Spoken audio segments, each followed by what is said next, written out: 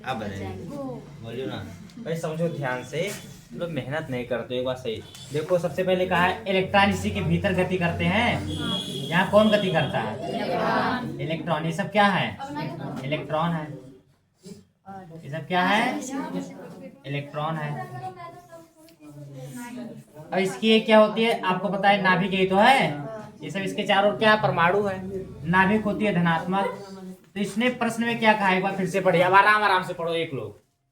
Bohr की परमाणु model से सिद्ध की सहायता सिद्ध कीजिए कि किसी परमाणु के भीतर, तो परमाणु ये है, इसके भीतर की बात कहीं भी देख लो। आपको पता है कि यहाँ से देखिए इसकी त्रिज्याएं भिन्न भिन्न है कि नहीं है। लेकिन हम कोई भी परमाणु ले लें, जैसे मान लो पहला कक्षा के वाला ले रहे हैं। अब ये मान के चलो के है, एल है, एम है, एन है। ध्यान दीजिए, ये मान लो के है हमारा। के को हम बाहर निकालते हैं। अब के को हम बाहर निकाल लिए इसको, तो बताओ इस के की त्रिज्या कितनी रहेगी? आर रहेगी कि नहीं रहेगी? रहेगी। इसमें कौन गति कर रहा है? इलेक्ट्रॉन गति कर रहा है। जो इलेक्ट्रॉन है वो क्या कर रहा है?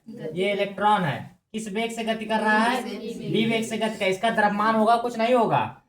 द्रव्यमान कितना है? द्रव्यमान m है। तो इसने कहा है कि जो भीतर ये गति कर रहा है, ठीक है, भीतर अस्थाई कक्षा की परिध, भैया अस्थाई कक्षा की परिध।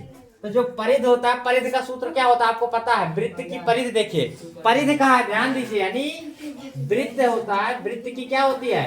परिध। तो परिध जो होता है बराबर सूत्र 2πr। ये परिध का सूत्र क्या होता है?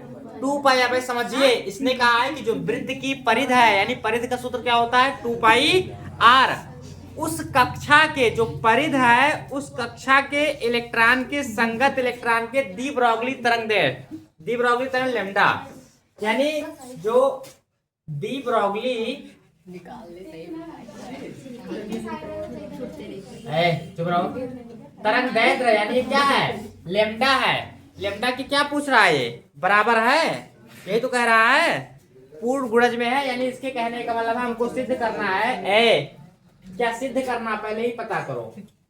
सिद्ध करना है, क्या सिद्ध करना है? कि 2πr बराबर क्या हो जाएगा? लैम्डा।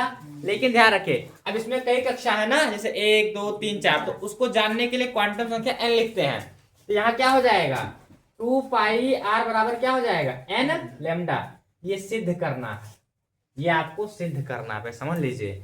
n बराबर क्या आपको पता है? 1 2 3 4, यानी क्वांटम संख्या है।